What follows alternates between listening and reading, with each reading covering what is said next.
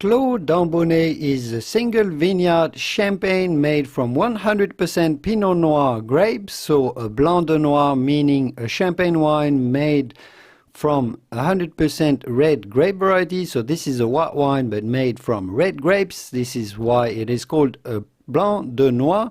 Clos d'Ambonnet is made by famous champagne house, famous champagne producer Krug Champagne. And Clos d'Ambonnet is one of the most expensive of all champagne wines, French champagne sparkling wines, and it sells for around $2,500 to $3,000. One of the most expensive, one of the most prestigious and illustrious, and arguably one of the best of all champagne wines, made by Krug Champagne.